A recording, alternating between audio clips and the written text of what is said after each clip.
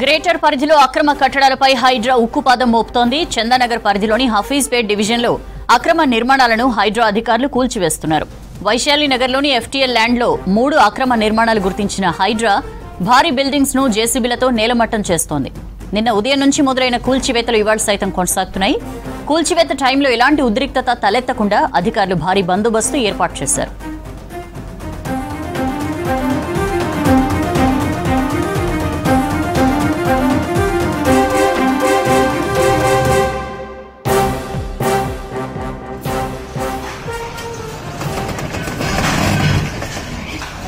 Greater పరిధిలో అక్రమ కట్టడాలపై హైడ్రా ఉక్కుపాదం మోపుతోంది. చందానగర్ పరిధిలోని హఫీజ్పేట్ డివిజన్లో అక్రమ నిర్మాణాలను హైడ్రా అధికారులు కూల్చివేస్తున్నారు.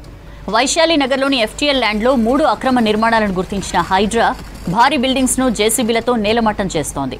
నిన్న ఉదయం నుంచి మొదలైన కూల్చివేతలు ఇవాళ సైతం కొనసాగుతున్నాయి. కూల్చివేత టైంలో ఎలాంటి ఉద్రిక్తత తలెత్తకుండా అధికారులు భారీ బందోబస్తు ఏర్పాటు చేశారు.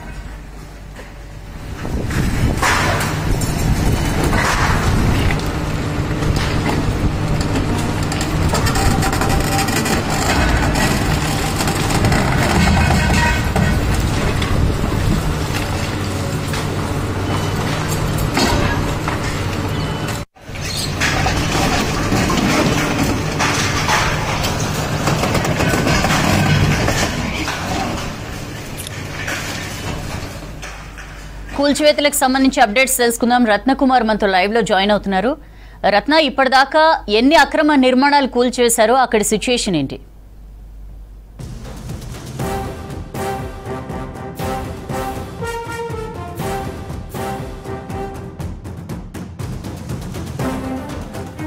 సౌజన్య, ఇటు 3 కమిషనరేట్ల పరిధిలో ఉన్నటువంటి ఏదైతే ఇటు అక్రమంగా చెరువులను ఆక్రమించి నిర్మించినటువంటి నిర్మాణాలకు సంబంధించి కూడా హైడ్రా చర్యలు తీసుకుంది.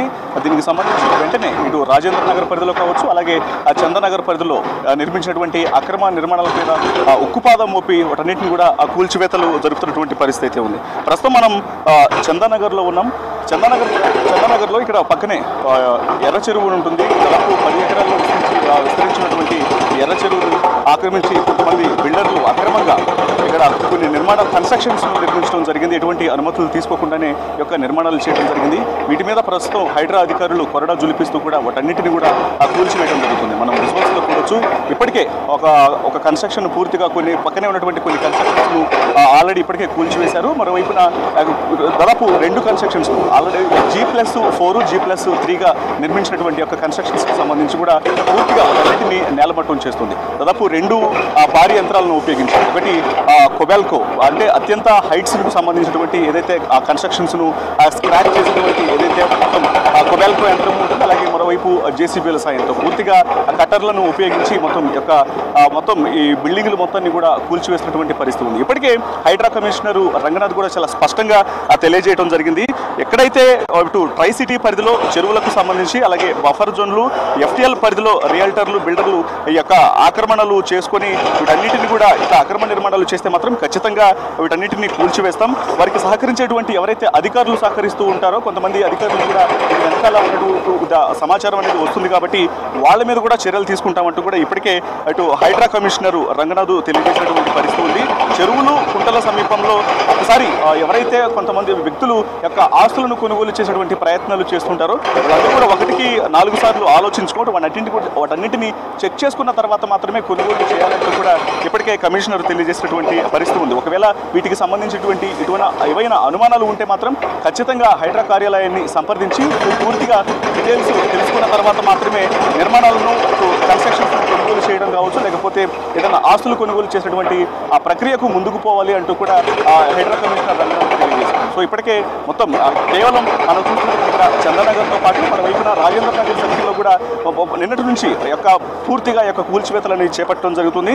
దాదాపు 18 ఎకరాల విస్తీర్ణం ఉన్నటువంటి బుమ్రా ఉద్దీన్ దవాళ్ళు అనేటువంటి ఆ ప్రాంతంలో కూడా అక్కడ చెరువు వద్ద నిర్లక్ష్యంతో బఫర్ జోన్లలో నిర్మాణాలు చాలా ఎక్కువగా ఉన్న కారణంతో దాదాపు 10 ఎకరాల చెరువును ఆక్రమించి అక్కడ కబ్జా చేసినట్లు కూడా గుర్తించారు. దాంతో అక్కడ చెరువులను కూడా ఎక్కడైతే అక్రమంగా ఆక్రమించి కన్స్ట్రక్షన్స్ ను చేపట్టడం జరిగిందో అక్కడ కూడా హైడ్రా మొత్తం కూల్చివేతలను చేపట్టడం జరుగుతుంది.